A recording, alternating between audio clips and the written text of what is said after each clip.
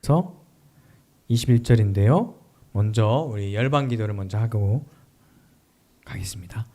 오늘 기도할 나라는요, 이란인데요. 이번 주에 좀 긴급하게 기도해야 될 것들이 있습니다. 지금 전 세계가 뭐 기후 변화로 뭐 폭우도 많이 내리고 폭염도 있고 그런데 우리나라도 지금 열돔으로 엄청 뜨겁죠. 네, 이란은 더 뜨거워요. 원래 뜨거운데. 그런데 단수까지 지금 일어나고 있어서 뭐 폭동도 일어나고 있고 큰 위기에 처해 있습니다. 그 지역에 피차 권면하여 완고하게 되지 않도록 그 지역을 하나님께서 또한 복음으로 변화시켜 줄 수 있도록 우리 기도 제목 참고하시면서 함께 기도하겠습니다. 사랑과 은혜 하나님, 지금 전 세계가 기후 변화로 인하여 많이 어려운 가운데 있습니다. 특히나 이란은 지금 폭염과 함께 단수까지 있어서 더 어려움을 겪고 있습니다. 최악의 가뭄, 그리고 물 부족, 또 더위로 지친 이란의 성난 민심을 위로하시고 권면하여 주시옵소서. 정부 당국에 지혜를 주셔서 물 부족 사태를 잘 해결할 수 있도록 도와주시고 폭력적인 시위가 속히 진정되게 하여 주시옵소서. 이 땅에 완고한 마음을 돌이킬 수 있는 은혜의 담비를 부어주시고 목마른 영혼이 해가를 얻도록 서로를 긍휼히 여기며 또한 복음이 그 땅에 들어가게 하여 주시옵소서. 예수님의 이름으로 기도합니다. 아멘.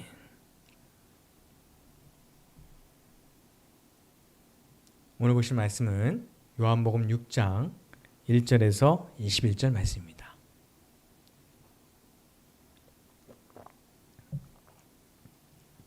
요한복음 6장 1절에서 21절입니다. 저와 여러분이 한 절씩 교독하겠습니다. 그 후에 예수께서 디베랴의 갈릴리 바다 건너편으로 가시매 예수께서 산에 오르사 제자들과 함께 거기 앉으시니 예수께서 눈을 들어 큰 무리가 자기에게로 오는 것을 보시고 빌립에게 이르시되 우리가 어디서 떡을 사서 이 사람들을 먹이겠느냐 하시니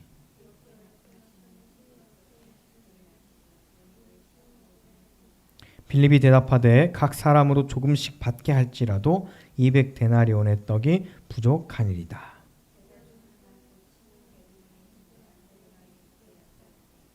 여기 한 아이가 있어 보리떡 5개와 물고기 2마리를 가지고 있나이다. 그러나 이것이 이 많은 사람에게 얼마나 되겠사옵나이까.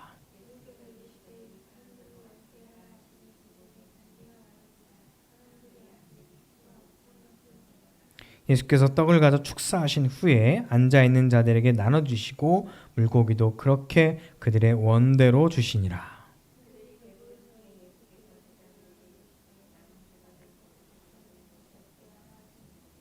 이에 거두니 보리떡 5개로 먹고 남은 조각이 12바구니에 찼더라.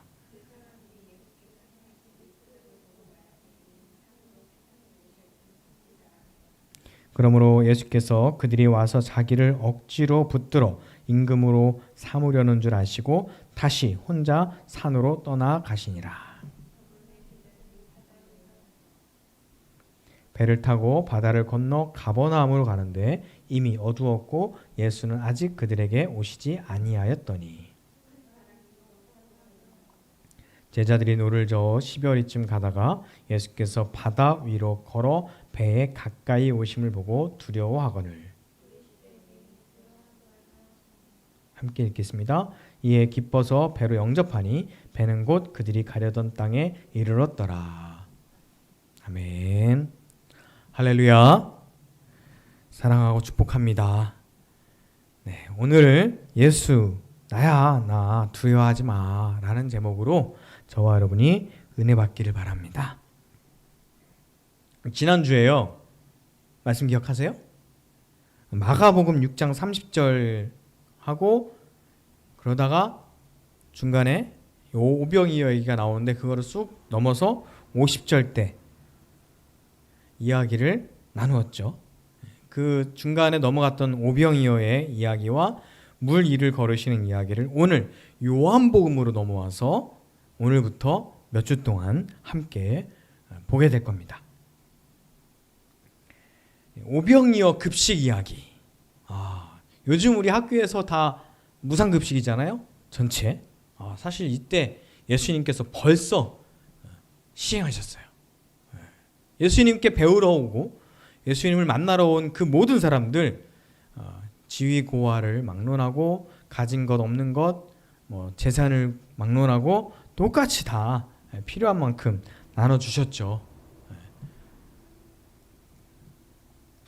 이 오병이어의 이야기 굉장히 중요한 이야기예요. 왜냐하면 각 복음서마다 어떤 이야기는 들어가 있고 어떤 이야기는 안 들어간 것도 있는데 이 오병이어는요, 사복음서에 다 들어가 있어요. 그런데 오병이어 이야기와 물 위를 걸어오시는 예수님의 이야기, 사실 관점은 조금씩 다르긴 해요. 어디에 초점을 두고 보느냐에 따라서 그 핵심이 잘 볼 수 있느냐 아니면 엉뚱한 곳을 보느냐 달라집니다. 자, 춘천에 유명한 빵집이 있어요. 대원당이라고 있는데 누군가에게 그 대원당 빵이 맛있다고 그 빵 사주면 먹을 거냐고 이렇게 이제 물어보는 과정에서 어차피 사다 줄 건데 길을 여기서 명동을 통해서 갈 수도 있든지 아니면 강대를 통해서 가든지 이렇게 이제 길이 여러 가지가 있는데 길을 다르게 알려준다든지 아니면 원래 그 길로 가는 건데 다른 길로 알려주는 이렇게 알려주고 빵에 대해서 빵이 얼마나 맛있는지 이렇게 설명할 수 있잖아요. 나중에 그 이야기를 고고학적으로 내비게이션적으로 이렇게 분석을 하는 거예요. 이 이야기는 왜 그 빵집 가는 길을 이렇게 설명했지? 왜 다르지? 이렇게 이야기하면서 이해할 수가 없네. 이건 틀린 이야기네. 이렇게 할 수 있어요. 그런데 그때 중요한 것은 어느 길로 가느냐가 중요한 게 아니라 그 집 빵이 얼마나 맛있고 그 빵을 사다 줄 거냐 이런 거를 묻는 게 핵심이잖아요. 그렇죠? 그 디테일이 좀 틀렸다고 해서 그 빵이 맛있는 것이 변하는 건 아니거든요. 전하는 사람의 의도대로 빵 맛이 어떤지에 대해서 관심을 가지면 되는 겁니다. 자, 명확하게 결론부터 이야기하면요, 요한복음이 오늘 본문을 통해서 관심 있는 것은 오병이어가 어떻게 늘어나는가 혹은 사람이 어떻게 물 위를 걷는가에 대한 방법론에 대해서는 관심이 없어요. 오병이어로 먹이신 예수님, 그 예수님께서 또한 물 위를 걸어오신 그 예수님께서 하나님이시다, 이걸 말씀하고 계신 거예요. 그 메시지, 요한이 전하고자 하는 그 메시지는 단순해요. 예수님은 하나님이시다. 그 의도로 오늘 말씀을 전하고 있는 겁니다. 그러니까 엉뚱한 데 관심을 갖고 어떻게 오병이어가 늘어났고 어떻게 나눠졌고 어떻게 사람이 물 위를 걸을 수 있느냐, 이런 거 물리적으로 어떤 법칙에 의해서 가능하냐, 그런 걸 따지면 이 이야기를 전하고자 하는 사람의 의도를 제대로 파악하지 못하는 거죠. 아니면 아이가 헌신해서 사람들의 감동해서 먹을 것이 막 풍성해졌다느니 이렇게 여러 가지 해석이 있을 수 있거든요. 근데 그게 문제가 아니라는 거예요. 핵심은 예수님께서 하나님 그분이시라는 거죠. 자, 오늘 성경 이야기를 한번 볼게요. 장소는 다시 갈릴리 지역으로 이동합니다. 그곳에서 사람들이 예수님을 엄청 따르죠. 왜죠? 그들이 예수님께서 병자에게 행하신 표적을 보았기 때문이에요. 그들은 예수님을 본 것이 아니라 표적을 봤다고 이야기합니다. 자, 예수님께서 표적을 통해서 표적이 아니라 예수님을 보기를 원하셨어요. 그런데 그들은 그렇게 하지 못합니다. 예수님께서 제자들과 함께 앉아 있는데 큰 무리들이 따라옵니다. 그래서 예수님께서 제자 빌립에게 물어봐요. 자, 우리가 어디서 떡을 사서 이 사람들을 먹이겠느냐? 이렇게 질문하세요. 그때 빌립이 자기 수준의 대답을 합니다. 어떤 대답이죠? 각 사람에게 조금씩 받아도 200데나리온이 부족합니다. 라고요. 빌립 수준의 대답이죠. 뭐 틀린 답은 아닌 것 같아요. 그런데 지금까지 빌립이 하나님의 아들 예수 그리스도를 따라다니고 그가 누구신지 안다면 주님께서 먹이실 겁니다. 뭐 이렇게 대답하면 그게 진짜 답인 거예요. 자, 제가 구문 수학을 아이들 가르치는데요. 뭐 1학년 애들 5 빼기 3은 2 뭐 이거를 가르치고 있어요. 근데 그 아이들이 5 빼기 3은 2라고 하는 거밖에 모르는 그 아이에게 3 빼기 5를 물어본다면 대답할 수 있을까요? 그럼 어떻게 빼요? 5에서 3을 빼야지 어떻게 3에서 5를 빼냐고 그 아이는 이해하지 못할 겁니다. 선생님 수식 잘못 쓴 것 같아요. 바뀐 것 같아요. 그 아이의 수준에서는 3 빼기 5를 도저히 이해를 못할 거예요. 그죠? 그러나 양수와 음수의 개념을 배운 사람들이라면 3 빼기 5는 마이너스 2라는 것을 쉽게 알 수 있어요. 그렇죠? 3 빼기 5 수식이 아무 문제가 안 되는 거예요. 여러분, 과학 법칙이라는 게 어떻게 해서 법칙이 된 거죠? 우리 교과서에서 배우는 그 모든 과학 법칙이 처음부터 쫙 정리돼가지고 법칙이 나온 게 아니죠. 과학자들이 눈에 보이는 현상들을 반복되는 현상, 일반적인 현상, 그 현상들을 통일성 있는 법칙들, 이런 규칙으로 이러한 현상들을 설명할 수 있겠구나 라고 해서 그들이 만든 거예요. 대체적으로 맞죠? 꼭 맞는 건 또 아니에요. 가끔 그 법칙에 예외들도 생겨요. 그러니까 그 법칙이 진리는 아닌 거예요.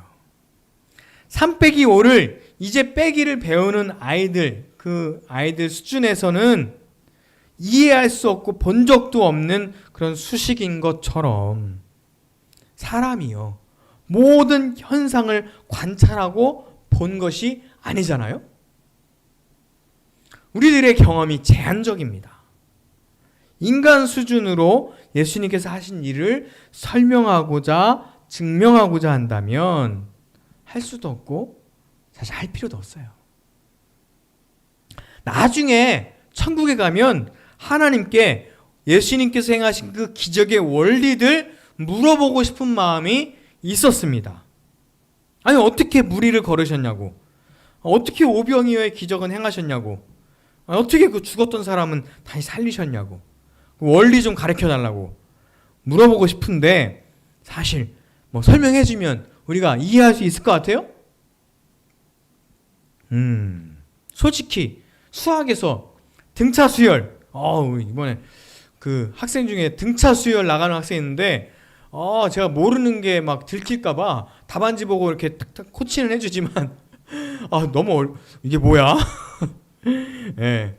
사실 우리 뭐 미적분 이런 것도 이해 못 하잖아요. 그런데 하나님께서 그 무리를 걷는 거, 오병이어의 기적 이런 거 사실 하나님께서 설명해 준다는들 우리가 이해할 수 있겠어요? 이해 못 할 것 같아요. 아무리 설명을 해줘도.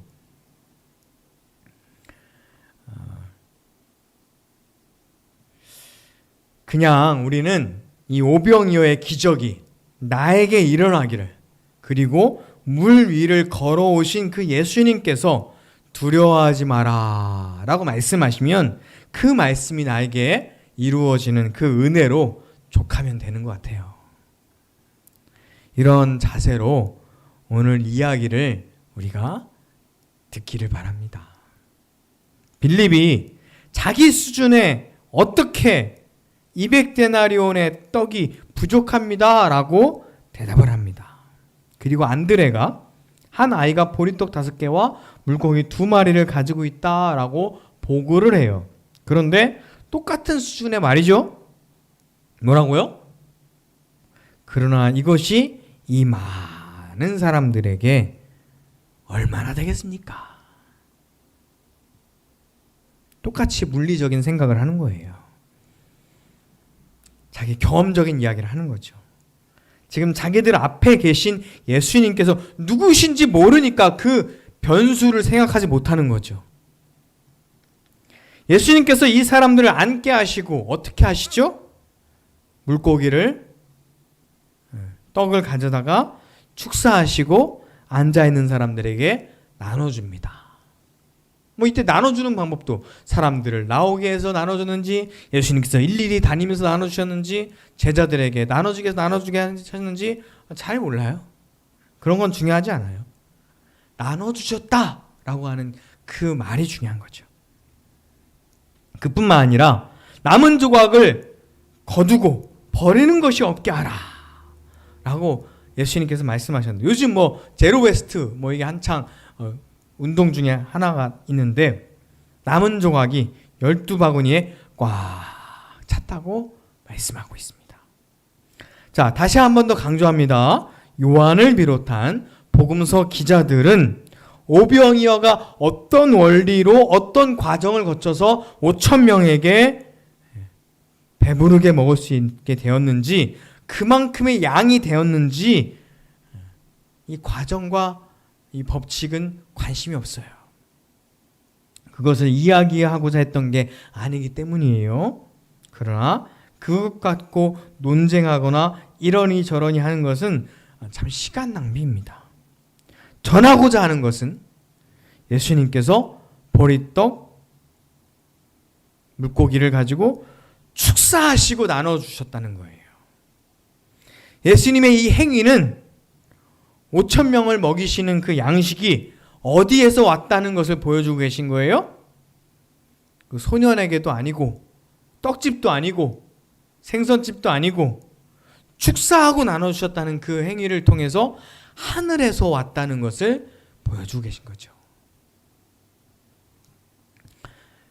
과정을 설명해 주진 않고, 설명할 필요도 없고 설명할 수도 없지만, 이런 걸 뭐라고 얘기해요? 신비라고 하는 거죠. 하나님께서 하신 일이다 라고 하는 겁니다. 광야에서 만나를 먹은 일, 이거는 어떻게 설명할 수 있을 것 같아요? 그것도 설명하기 어려워요. 하나님께서 주시는 신비거든요.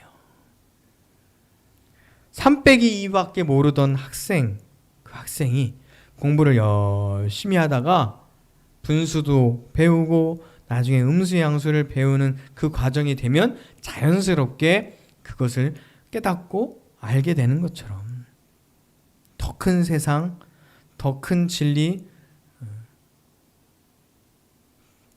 우리가 그것을 받아들일 수 있을 때가 되면 하나님께서 알려주시겠죠. 엉뚱한 곳에 관심을 두고 정작 중요한 진리를 우리가 깨닫지 못하면 얼마나 안타깝습니까? 우리를 먹이시는 예수님께서 하나님이 되시고 우리를 사랑하신다고 하는 그 진리, 그 예수님이 진정 누구시라고요? 바로 하나님이시라고요. 자, 오병이어로 배부름을 경험한 무리들이 예수님을 그들의 왕으로 삼고자 합니다. 그런데 예수님께서는 그들이 아직도 표적을 행하신 예수님을 보지 못하고 표적 그 자체만 보고 있고, 그래서 억지로 왕을 삼으려고 하는, 그래서 예수님께서 그들을 뒤로하고 혼자 있는 곳으로 가시죠. 문제는 그 다음이에요. 왜 그랬는지 알 수 없지만 제자들이 그들끼리 예수님 안 계신데 배를 타고 가버나움으로 갑니다. 늘 바다에는 어떤 일이 있어요? 풍랑이 일어나요. 언제 그런 일이 일어날지 모르죠. 그날도 역시 풍랑이 일어납니다. 매우 두렵죠. 무섭습니다. 그래도 이런 바람이나 파도는 그들이 익히 알고 있던 현상이고 경험했던 거예요. 그래도 또 두려울 수밖에 없죠. 그런데 그 와중에 정말 깜짝 놀라는 일이 생겼어요. 뭐죠? 분명히 예수님과 함께 가지 않았는데 예수님이 보이는 거예요. 우리가 그 땅으로부터 출발한 지가 벌써 꽤 돼가지고 예수님이 만약 보이면 저 땅 어디선가에서 보이는 게 아니라 물에 계시는 건데 진짜 정신 차리고 보니까 예수님께서 물 위를 걸어오고 계신 거예요. 와, 이 와중에 예수님께서 바다 위로 걸어오며 배에 가까이 오고 계신 걸 그들이 깨닫고, 그 예수님을 보니까 또 어떤 마음이 들어요? 두려운 마음이 그들에게 들었습니다. 왜 그들이 두려웠을까요? 네, 한 번도 경험해보지 못한 현상을 보았기 때문이죠. 풍랑도 사실 두렵긴 하지만 아니 지금 물 위를 걸어오고 계신 예수님을 보니까 더 두려운 거예요. 어떻게 이럴 수가 있지? 막 그러면서요. 그러니까 예수님께서 뭐라고 말씀하세요? 20절에 내니 두려워하지 마라 이렇게 말씀하십니다. 이 말이 얼마나 위대하고 충격적인 말인지, 그냥 우리나라 말로 얘기하면 나다 이 정도 수준의 말이지만 원어로 보면요 에고 에이미라고 하는 말인데요, 이 말은 히브리어로 여호와라고 하는 뜻이에요. 자, 이 말씀 어디에서 처음부터 하나님께서 알려주셨죠? 출애굽기 3장에서 호렙산에서 하나님께서 모세에게 나타나시며 자기를 소개할 때 하신 말씀이에요. 나는 곧 나다. 그 말이 여호와라는 뜻이거든요. 자, 이사야 51장 12절 말씀 보면 또 이런 말씀이 있습니다. 같이 읽겠습니다. 이르시되 너희를 위로하는 자는 나 곧 나이니라. 너는 어떠한 자이기에 죽을 사람을 두려워하며 풀같이 될 사람의 아들을 두려워하느냐. 사람이나 다른 그 무엇을 두려워하지 말고 하나님을 두려워하라는 거죠. 욥기 9장 8절 같이 읽겠습니다. 그가 홀로 하늘을 펴시며 바다 물결을 밟으시며. 아니 뭐 하늘과 바다도 창조하셨는데 바다 밟는 거 그게 뭐 일이겠어요 하나님께? 하나님 한 분만 쓸 수 있는 표현입니다. 그런데 요한복음 1장에 보면 예수님이 어떤 분이신지 말씀하고 있어요. 같이 읽겠습니다. 그가 태초에 하나님과 함께 계셨고 만물이 그로 말미암아 지은 바 되었으니 지은 것이 하나도 그가 없이는 된 것이 없느니라. 아멘. 자, 태초에 그와 함께 계셨대요. 누가요? 예수님이요. 만물이 그로 말미암아 지은 바 되었답니다. 예수님께서 태초부터 하나님과 함께 계셨고 만물을 하나님과 함께 창조하셨고 그 예수님께서 지금 무리에서 제자들에게 내가 곧 나다, 하나님만이 하실 수 있는 그 표현을 지금 하고 계신 겁니다. 물을 어떻게 어떤 원리로 걸어올 수 있는지 거기에 관심을 두지 마시고요. 그거 전하는 성경이 아니거든요. 그렇게 무리를 걸어오신 예수님께서 그 제자들에게 무슨 말씀을 전하고 계세요? 두려워하지 마라. 오늘날도 마찬가지입니다. 예수님께서 저와 여러분에게 뭐라고 말씀하고 계세요? 두려워하지 마라. 그렇게 말씀합니다. 내가 너와 함께 하겠다. 이렇게요. 물론 두려워할 상황 맞죠? 그런데 5,000명이 제자들 앞에서 있고 먹을 것을 줘야 되는데 못 주는 상황, 사실 그 상황도 두려운 상황일 거예요. 지금도 바다 위에서 풍랑을 만난 그 상황 매우 두렵죠. 이 상황이 오히려 예수님과 만나는 놀라운 스토리의 과정을 보여주고 있습니다. 자, 남다른 경력을 쌓으려면 어떻게 해야 되죠? 그냥 평안하게 아무 일 없이 살다 보면 남다른 경력이 쌓이지 않아요. 자신이 처한 역경을 뒤집음으로써 색다른 실력을 보유한 사람이 생깁니다. 남다른 경력은 역경이 낳은 자식이래요. 그 당시엔 잘 몰라요. 역경을 당할 때는, 어려움을 당할 때는, 위기를 당할 때는 잘 모릅니다. 그러나 그때 그 위기를 극복하고 남다른 이 역경을 극복하면, 이 두려움을 극복하면 예수님과의 공유되는 스토리가 생기죠. 물론 그때 예수님을 의지하면서 그 어려움들을 이겨내야 예수님과 함께하는 스토리가 생긴다는 겁니다. 그러니까 여러분, 빈들이라도, 여러분의 삶의 현장이 아무것도 없는 빈들이라도 걱정하지 마십시오. 풍랑이 인다고 해서 두려워하지 마십시오. 우리가 해결할 것이 없어요. 먹이시는 분도 예수님이시며, 무리를 걸어오셔서 말씀하시는 분도 예수님이십니다. 풍랑이 어떻게 되는지는 잘 모르겠지만 그들이 예수님이 배에 오르고 육지에 닿았다라고 말씀을 하고 있습니다. 제자들은 뭐 하면 되죠? 예수님의 말씀을 잘 들으면 됩니다. 나눠주라고 하면 나눠주고, 두려워하지 말라라고 하시면 그 말씀을 듣고 두려워하지 않으면 되는 거죠. 사랑하는 성도 여러분, 여러분의 인생이 빈들입니까? 아무것도 없어요? 아니 모자랍니까? 여러분의 인생이 요동칩니까? 풍랑이 일며 두려움이 생깁니까? 예수님께서 저와 여러분의 삶을 살피십니다. 그리고 찾아오셔서 우리에게 말씀해 주세요. 뭐라고요? 두려워하지 마라. 내가 너의 하나님이다. 라고요. 그 말씀, 우리에게 생명샘 말씀이 되고 우리에게 능력의 말씀이 되기를 주의 이름으로 축원합니다. 기도하겠습니다.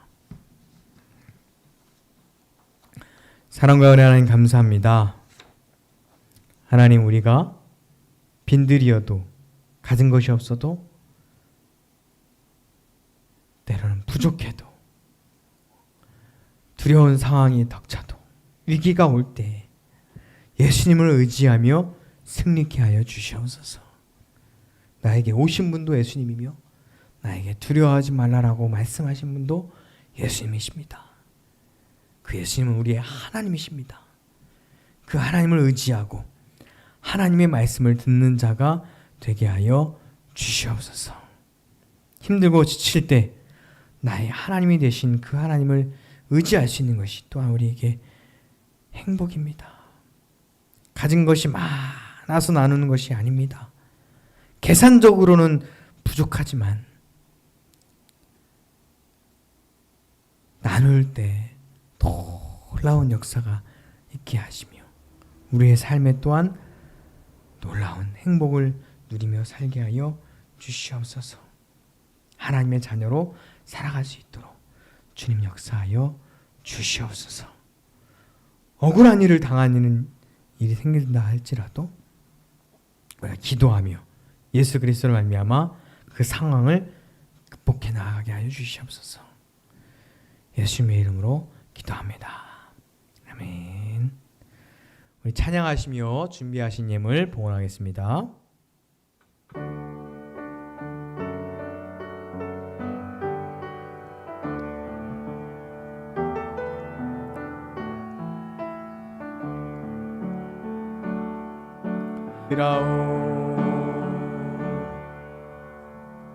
기도하겠습니다. 사랑과 은혜 하나님 감사합니다. 우리가 많아서, 가진 것이 많아서 나누는 것이 아니라, 가진 것이 많아서 헌금하는 것이 아니라, 가진 것이 적어도 예수님의 사랑이 우리 안에 있기에 헌금하며 또한 나누는 줄로 압니다. 주님, 우리에게 예수님의 사랑, 예수님의 능력을 부어 주시옵소서. 이 예물을 주님께서 받아주시고 이 예물을 드리며 주께 기도하는 하나님의 자녀들, 그들이 어디에든지 자녀로 살아가게 하시고 그들이 감사하며 나누는 삶을 살게 하여 주시옵소서. 하나님, 이 예물이 쓰이는 곳마다 주의 복음이 전파되게 하여 주시옵소서. 이 예물이 쓰이는 곳마다 주의 은혜가 넘치게 하여 주시옵소서. 이 예물을 통하여 주의 교회가 든든하게 서게 하시고 이 교회를 통하여 또한 헌금하는 일을 통하여 주의 나라가 서게 하여 주시옵소서. 이제 우리 주 예수 그리스도의 은혜와 하나님의 크신 사랑과 성령의 함께 하심이 오늘 예배를 드리는 모든 이들에게 이제부터 영원토록 함께 하시기를 간절히 축원하옵나이다.